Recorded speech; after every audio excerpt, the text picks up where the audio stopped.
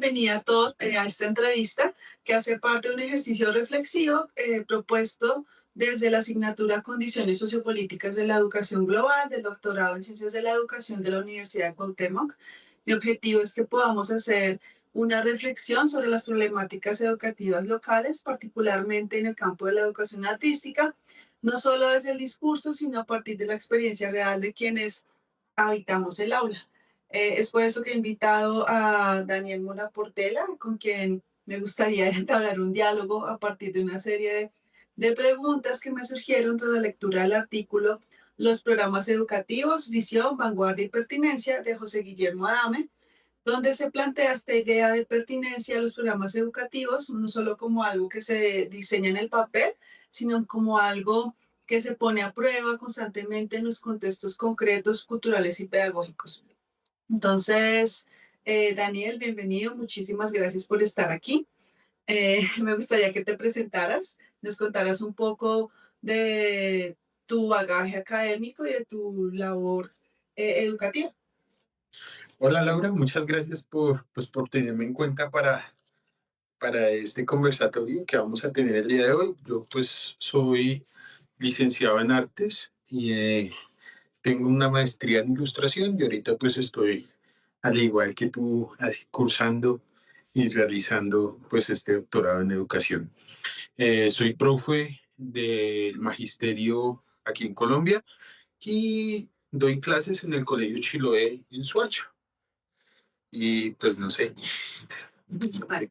Bueno, entonces, bueno, Daniel, yo creo que más que usar el texto como una receta, yo lo que quiero es que podamos usar este texto como una especie de lente crítica que nos permita pensar esas tensiones entre los programas, lo que dicen ser los programas y lo que realmente ocurre en la práctica educativa. Entonces, en ese sentido, me interesa mucho conversar contigo y que puedas hacernos un aporte desde tu experiencia docente y tu formación académica, especialmente como desde el campo de lo simbólico y el trabajo cotidiano que haces con los estudiantes. Entonces, yo creo que lo primero que me gustaría plantearte es eh, preguntarte por esas tensiones que percibes entre los programas educativos oficiales y la realidad concreta del aula de arte, ¿no? Desde tu experiencia como docente de artes plásticas y visuales en bachillerato. Listo, entonces pues en mi experiencia como docente de artes plásticas y visuales, pues se nota más la tensión que hay entre los programas educativos oficiales y la realidad del aula. Pues hay una desconexión entre tiempos, lenguajes, ritmos del currículo y procesos pues reales en la creación, ¿no? Mientras que los programas pretenden como organizar el aprendizaje en secuencias que están siempre cerradas y resultados esperados, pues tú sabes que el arte funciona desde la exploración, el error, la deriva y la construcción sumatoria de procesos, generando esto choques constantes, especialmente cuando se espera que la experiencia artística se ajuste pues a las lógicas de eficiencia y estandarización que pues no son propias de ella y que el gobierno y las políticas gubernamentales nos han impuesto como a profes y la escuela, creo yo. Sí. Entonces, cuando hablamos de pertinencia en los programas educativos, especialmente en nuestro campo de estudio, que es la educación artística, eh, ¿tú crees que qué es lo que se pierde cuando estos programas se diseñan sin que se haga una lectura profunda del contexto cultural, social y simbólico del estudiante? ¿Qué perdemos allí? Pues pienso yo, ¿no? Que cuando los programas educativos en artes se diseñan sin hacer miradas como conscientes de los contextos que tienen los muchachos, que no tienen en cuenta lo simbólico, lo social que tienen los estudiantes, se pierden las capacidades que tiene el arte para operar como un lenguaje significativo. Digo yo, pues los diálogos entre el arte y las experiencias, memorias, territorios de los jóvenes se convierten en unos procesos descontextualizados. Pues esta falta de pertinencia no solamente deteriora los procesos pedagógicos, sino que daña, pues, en cierta forma, los vínculos que el estudiante puede hacer con su capacidad de expresión y su capacidad de dar a conocer lo que están pensando, ¿no? Entonces, vuelve el arte como un ejercicio simplemente técnico y repetitivo en busca de una nota o de una aceptación en cuanto a un 5 un uno, bueno, pues dependiendo, ¿no? Entonces creo que eso es Sí, lo que pasa. sí, es verdad, se desvirtuó un poco el campo del arte allí, ¿no? ¿Tú has sentido que ciertos enfoques programáticos terminan como instrumentalizando el arte? Por ejemplo, como técnica, como producto o como evidencia, eh, y que pues dejan de lado su dimensión crítica, simbólica o incluso política, o cómo se manifiesta eso en tu práctica educativa. Pues sí he percibido que varios enfoques pensados hacia lo programático intentan darle como instrumentalización o instrumentos al arte, ya sea como un producto evaluable o como una técnica que sea replicable o pues de evidencia para cumplir logros o indicadores, ¿no? Pues así la dimensión simbólica y crítica y política del arte la dejan a un lado, la dejan relegada. En mi práctica docente veo que esto se manifiesta cuando el proceso creativo solo apunta a resultados finales o cuando los estudiantes y sus obras pierden sus sentires reflexivos y se convierten en simplemente entregar por una nota. Entonces, pues yo siempre intento dar espacios donde la ilustración, la imagen y el dibujo sirvan como formas de ver y pensar no únicamente como unos objetos para entregar y que para que tu profesor o la gente que mira diga, uy, qué bonito, o qué bien que hizo, entendió lo que quería hacer. Entonces, pues creo que es así. Sí, es verdad, como que a veces como que importa es más el mostrar, no el contenido ni como el proceso que se llevó a cabo para llegar ahí y como lo que realmente significa o lo que resignifica ese proceso en el estudiante. Eh, Desde tu mirada, ¿dónde se produce la mayor fractura en esto? Digamos, en el campo del diseño de los programas educativos o en la implementación de estos programas en las instituciones escolares. Pues yo pienso que la mayor grieta que hay se produce en el diseño de los programas, más que en su implementación. Cuando pues los diseños se crean a partir de supuestos sobre el aprendizaje artístico y no se tienen en cuenta las condiciones reales de las instituciones, ni de la diversidad de los contextos, ni de lo que les pasa a los muchachos, se implementa, la implementación de esto se fuerza a operar desde adaptaciones o resistencias. Es más pensado desde la gente que está allá olvidando lo que pasa en realidad en el aula. Pues no significa esto que la implementación esté libre de problemas también, ¿no? Sino que pienso yo que varias de las dificultades que nos surgen es que están ligadas mm, especialmente en los diseños que no reconocen la complejidad de lo que es la práctica docente y de lo que pasa ahí en ese momento y en ese lugar. Sí. Y para ti, ¿qué lugar real ocupa el docente de artes dentro de los programas educativos actuales? Por ejemplo, es un ejecutor, es un mediador, es simplemente un creador o un receptor de esos lineamientos y esas orientaciones. Y digamos que cómo afecta eso en la práctica, en tu práctica pedagógica. Pues yo me siento que estamos ocupando como unos lugares ambiguos. Por ejemplo, uno tiene que volverse un ejecutor de lineamientos, tiene que volverse un ejecutor de currículos, tiene que ser mediador, creador.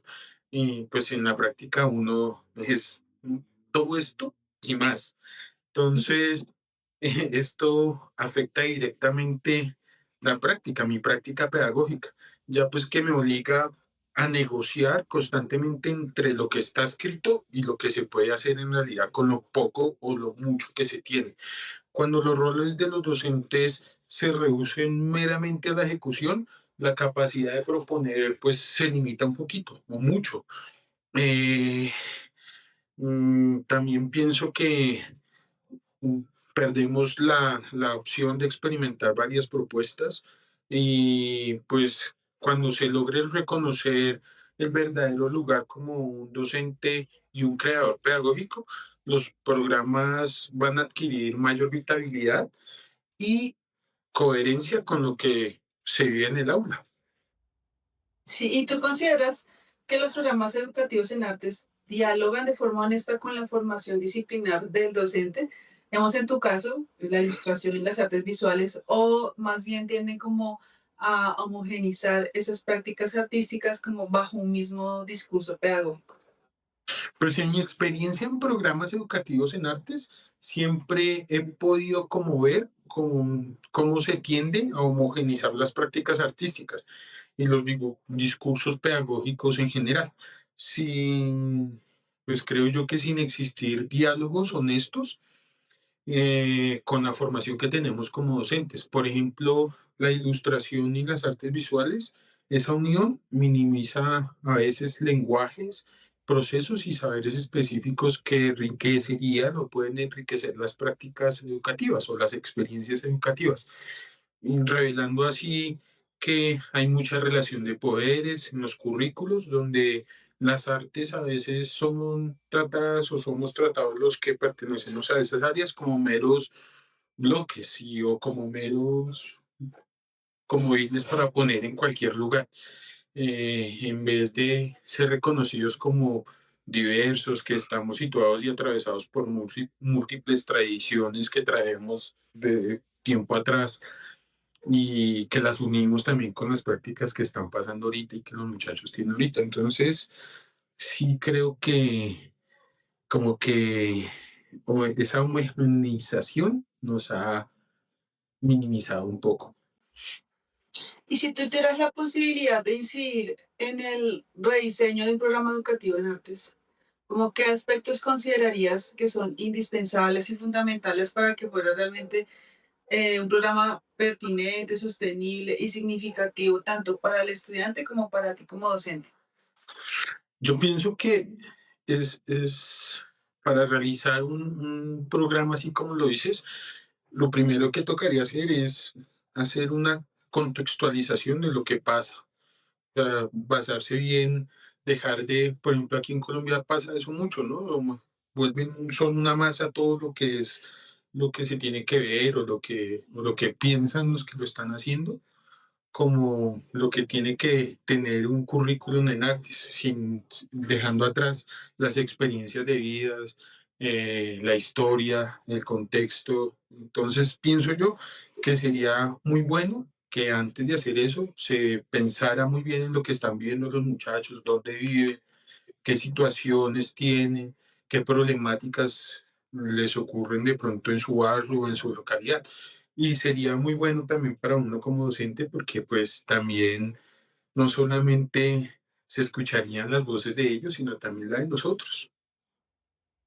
Sí, es verdad, es como que desde las cabezas que generan las políticas, asumen como que todos los niños son iguales y todos tienen las mismas experiencias, cuando por lo menos en lugares como Colombia o Bogotá, pues vemos toda una diversificación debido a los contextos culturales y sociales, incluso económicos, ¿no? O sea, no es lo mismo eh, dar clases en un colegio público que en un colegio privado y como que eso se obvia.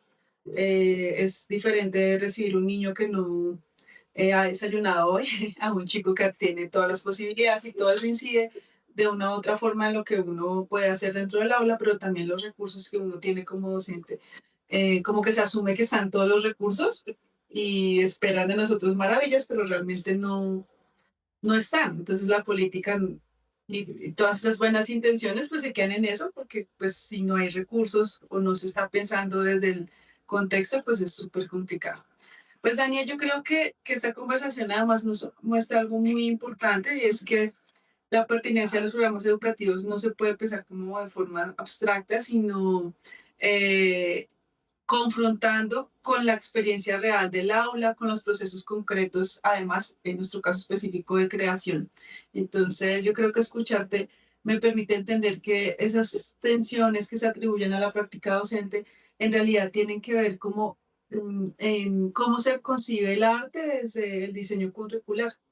Entonces me interesa cómo dejar abierta esa reflexión, porque digamos que si juegan o entran a jugar preguntas fundamentales sobre el lugar del arte, de quiénes enseñan arte en la escuela, cuál es el objetivo, eh, y pues creo que son temas que hay que analizar a profundidad. Entonces te agradezco mucho por compartir tu experiencia y muchas gracias por este espacio.